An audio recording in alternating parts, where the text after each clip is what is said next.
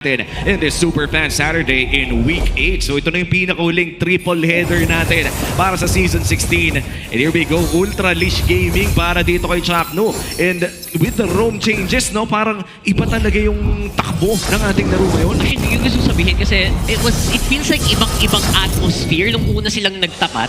Iba din yung mga hero na pinipick and ibang-iba yung priorities on the map. Yeah. Especially since the roamer update, hindi pa sila yun yung unang fighting. Ang maganda rin dito kasi pag nag-leash ka dun sa isang Hayabusa, after the changes, Hayabusa is a slower type of jungler kumpara sa mga tipong Lancelot.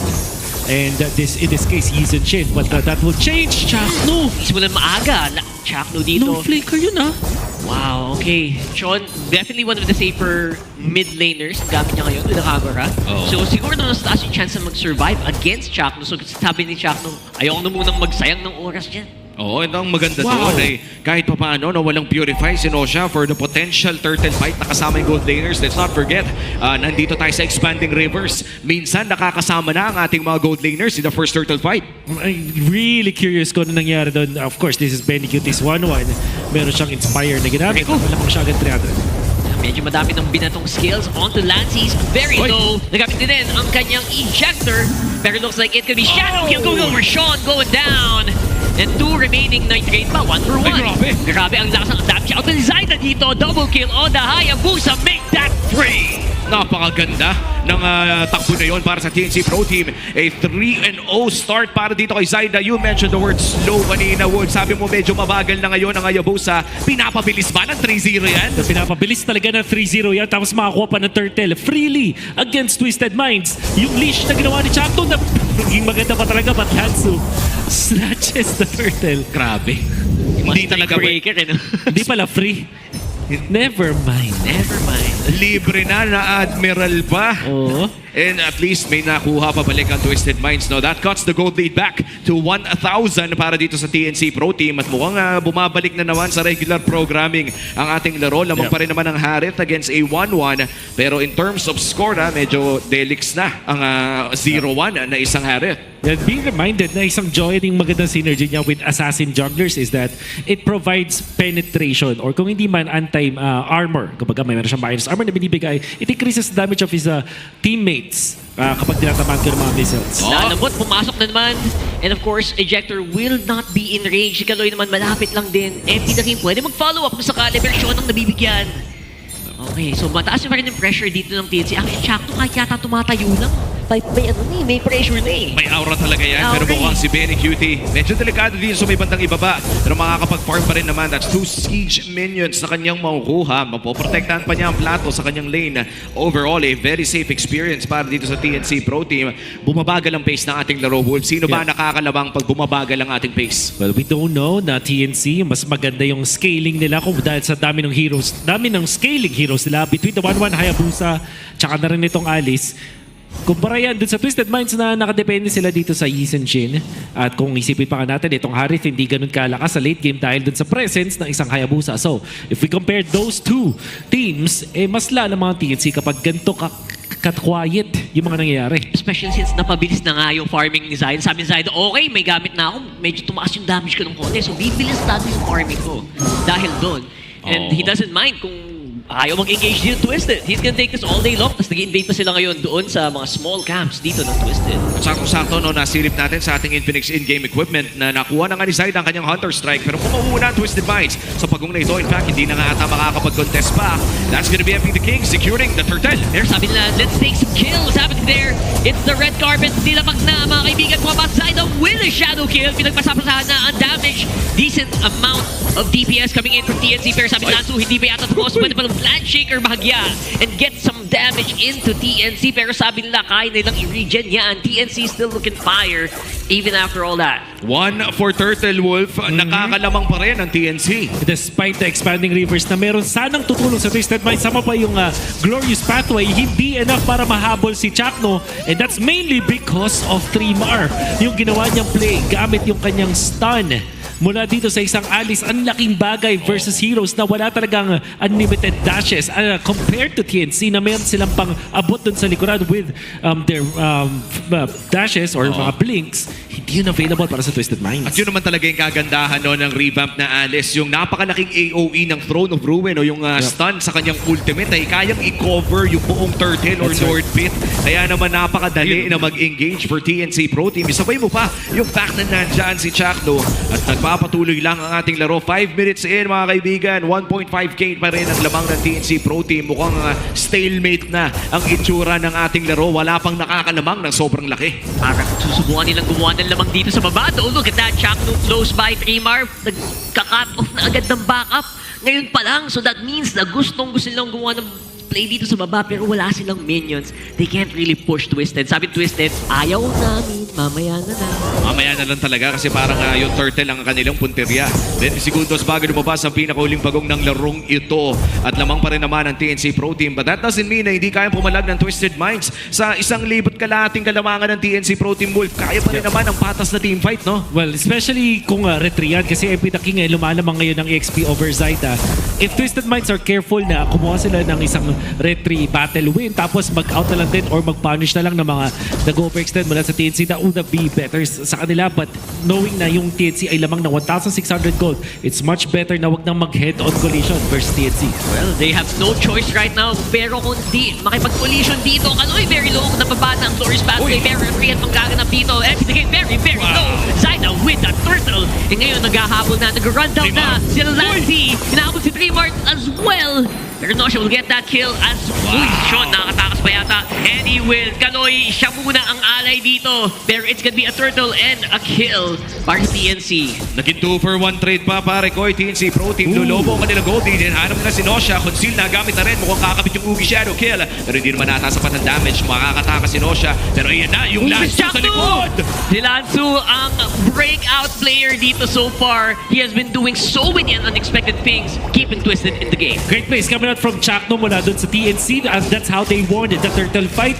Nakuha agad yung ejector kay MP the King. And then eventually won the fight afterwards. However, Nosha holding his ground.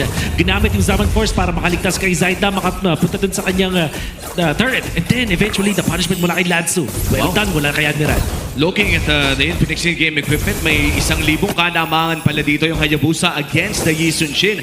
At napakalaking bagay nito, no? Dahil sanay na sanay tayo. Kapag may Yisun Shin na kalaban, always lamang yan ng mga 500 to 1,000. That's right. This time, although nakakuha ng level advantage, the King at a certain point in this game, yung farming at yung mga extra gold kasi na nakakuha dito ni Zyda ay napakaganda. Especially dahil dun sa ating patch. Alam natin, humina yung gold from minions as well as creeps. Pero hindi naapektuhan yung sa mga hero kills. That's why itong 5-0-1 record ni Zyda ang nagbigay sa kanya ng distinct advantage over MP the King when it comes to farm. Yeah, and not to mention, hindi din basta-bastang makapaglakad si MP the King. Dahil din kaya siguro sa presence ng isang Joel. Oo, napakahirap, no? Even if you have the traceless. Minsan kasi binibait out, no? Especially we're talking about Chak, no? Grabing experience ng manlalaro na to in terms of pick-off setting. Yan nga ang mga tinuturing ng mga old gods ng mga roamers natin. Even yung mga sikat na mga roamers ngayon, yan ang iniidolo ng idolo mo. At ngayon, sinisimulan na ng Twisted Minds ang Lord na ito. Nice mounted shocker, tas grabe si Kaloy Mang Zone. Grabe naman to, talagang super burst. Fast-paced na Lord, Wow. hindi na nakahabol. TNC, they did not see that coming. Kaloy muna magiging ally just for the vision. Pero dahil yata doon, pwede yata makapush ang TNC. What a play mula kay Kaloy. Sinakripisyo yung kanyang sarili para lang makakuha ng burst. Rejected plays! Lanzo again on target. Sabi nila, breakout player ka pala. You're gonna go down first. Benny Cutie with a kill. No siya naghahabol pa rin. He's still in it, but only barely. 3 Marquez naghahabol dito. And that's gonna be him going down. Medyo madami ng turret hits na tinanggap. Oo, pero mukhang hindi na nga magagamit ng Twisted Minds ang Lord na yun. Great engage mula dito sa TNC Pro Team. Alam nilang sapat na kanilang bawas dahil dyan magiging negative Oh pa my yung God. Lord advantage sana ng Twisted Minds. That's interesting. Binato yung minion pero hindi sumabog yung holy defense, the holy shields. But was a nifty play mula doon kay Chakno. I honestly think that sasabog dapat yun. But I think yung time kasi may konting animation yan eh. But you said it perfectly, Womi. Yung TNC, na-identify nila na lamang talaga sila when it comes to damage output. Especially kasi malaki na yung advantage ni Zaita. And that's the sole reason kung bakit nanalo yung TNC the fight afterwards. Of course, you have to factor in na wala na si Kaloy dun sa moment na yun. So walang revitalize. Kaya naman nung sumugod doon si Zaita, mabilis siyang napatay si MP the King. And with the item advantage na meron dito, TNC, they could dive. Magiging perfect na sana yun kung itong si Trimar ay hindi naging over-aggressive at nag-dive at nakaka-outplay doon ni Nosha. But apart from that, TNC are really feeling yung advantage na meron sila because of the gold that they have. At dito natin talaga masasabi no, yung importance ng mga XP laners and roamers natin na kapag ka may kulang na isa, ay madalas ay kaya kang angasan o mamamain ka ng kalaban mo. And right now for TNC Pro Team, controlling 70% of the map at itutuloy pa ata nila yung pag-push dito sa may bandang itaas. At iyan na nga, binato na ang pinagbabawal na ejector kapag may holy shields pa. Yun na pala yun. One of the perks of a Johead na hindi natin na-explore, no? Yes. Masyado. Especially since yung time na common si Johead, wala pang shields dun. Ay, actually, meron na at some latter At some half. point, right? Actually, si JP yung unang gumawa ng ganitong That's I can jutsu. remember, Oo. correct. Pero bihira na yan eh. So, that's something that's a really good perk. Especially right now, very early aggression coming in from Zaida. Aga na force, and that just means na may iwan ang Twisted sa loob ng base nila. Napakakunat na ng list pa rin. Infinix in-game equipment. At kita na nga natin na lumalaki rin ang kalamangan dito ni Zaida. But here comes Kaloy. Oh, ay, red carpet na. Chakno ang hinahanap at sinifocus down nila. Neymar as well. Going for the fate. Chakno. Maneuver Chakno. Flicker out muna. Kaloy nasa harapan. Medyo mababa na ang buhay. Lumipad na si Benny QD. Killing spree na. Ang kanyang one. But look at that. Zaida some decent damage with the shadow kill. Napakasakit na ng Hayabusa na ito. Pero si Sean ay hinahunting ng TNC Pro Team. May makakalabas nga bang kaguro na buhay dito. Chakno looking for the ultimate pero hindi pa available. Pero si Zaida hindi kakapit ang shadow. Pero may hugi shadow kill ba? Okay. Mukhang wala! The field trip. Grabe si Sean. Inikot yung buong mapa. Wow! Nakaprep na yung isang payong niya, tapos nung i-ejector na siya ni Chakno, nag-flicker siya ng ever so slightly lang para hindi siya mawala dun sa payong, sabay magpayong palayo. Now, tapakan pa niya yung Cyclone. Ay, beautiful sequence mula kay Sean na kailangan talaga ng Twisted Minds na maging online na sa ngayon. You have 2 items up on this Kagura. Not yet enough. Kailangan niya ng ikatlong item para talaga ma-burst niya yung mga importante. Chakno! Oh my goodness, Chakno going down without a fight. And that is a really quick -1 para dito sa Twisted Minds. Naku, na-level yata nila playing field right now. Oh my goodness! Really disappeared from the map. Nag-evaporate yung mga HP bar nila and now Kaloy is gone as well. Naku, mukhang itutuloy ata na Twisted Minds ang lure na ito. 3 TC tumatangke pero mukhang hindi niyang overturn ay sa isa lamang tatama. At i-hold ito ng TNC Pro Team. Their jungler still alive. Si Kaloy ay 20 segundos bago mabubuhay and there you go. The reset. Hahawakan nito ng Twisted Minds. Ipa-burst na ata ng mga Twist. 3v4 yan, 3v4 yan. I don't think they want to risk it going for the full reset. Yeah, Sean, wala siya masyadong mana to work with in this team fight. They know na magre-respond na rin ito si Chakno. Costly mistakes mula sa ibang mga miyembro dito TNC. Chakno, nagulat din talaga sa ginawa doon na Twisted Minds. Not expecting na pwede siyang i-burst ng ganun-ganun lang. And that is little resources na kinumit ng Twisted Minds then during that moment. However, ito na yung mga pagbabago kasi this time TNC magiging preparado na sa Lord Dance natin. Oo. At again, available lang lahat ng mga battle spells para sa laban na ito. TNC pa rin ang hahawak ng Lord. This is going to be the second or no, first Lord of the game. At grabe mang zone si Trimar. Kaloy naghahanap ng anggulo. That's a really good zone. Pumasok na. Throne of Ruin already used up. Sean, nasa likod. Ayun na! Sinalo niya ang kanyang shadow kill makatakas. And si Kaloy na naman ay mawawala. TNC right on the docket. Mahirap na labanan. Zaida getting that Lord. Oo, tutuloy nila. Hindi fight dito. Lancy na doon sa may bandang likod. Pero mag-isa na si Lanzo ay 2v1 against the Admiral in 2. Pero mukhang makakatakas naman with a slice as well. Si MP3 na doon sa may bandang bababa. Dalawang laban ang ating nakikita at nagsishift na nga si Lanzo dito. Hinahanap na rin niya at makakabalik pa. Muntik pa makaprediksi. And looks like that will be it. It's gonna be Lanzo going down. Muntikan na maging huge outplay. Grabe mechanics mula sa dalawang teams natin. With that shutdown onto Zaida, but nevertheless, TNC still winning that team fight dahil nabuhay sila dun sa initial burst ng Twisted Minds. And then, Benny Cutie finding the angle to go on to kill etong si Nosha. Maximum effort mula kay Loig using the glorious pathway to slow down TNC. Shaknu pa with the immortality as well. Oh, no. And that's it. We got Nosha. Nosha with the damage. Good amount of DPS. Pero looks like the minions are way too much. Yung Lord at taas pa ng Epic. buhay. Going for the lock. Throne of Ruin misses as well. Mga clear pa nga yata dito ng Twister. Oo, makiklear pa si Lanzo, ibabalik na rin. Buhay na yung lapu-lapu, bravest fighter in. Benny Cutie napilitang lumabas at mukhang makakadepensa pa nga ang side ng Twisted Minds pero hindi pa tapos. Endable ata ang call ng TNC Pro Team. Staying alive, there goes the shadow kill. And di maiiwasan, walang wit of nature o anuman. It is gonna be 3-war going down though, so wala nang frontline masyado dito ang TNC. Benny Cutie Sean? naghanap ng opening shot na napakababa na. Nosha! He's alive! He's got the Zaman Force and gamit na. Land Shaker misses on the Benny Cutie. He's gonna have to back off kasama si Zaida. Grabing puso pinapakita ng Twisted. Depensang Marino para dito kay Lanzo at sa Twisted Minds. Anong nangyari doon, pare? Nice defense camera from Twisted Minds. Nung pagka-spawn doon ni MP The King, ang ginawa niya ay naghanap siya ng mga target for that stun doon sa bangka. Pero instead may target dun sa mga heroes, tinarget niya sa minion wave. That bought him enough time. Tapos nung dumating na dito si Zaida, maganda man yung play to actually go on to MP The King, eventually eliminating itong si MP The King.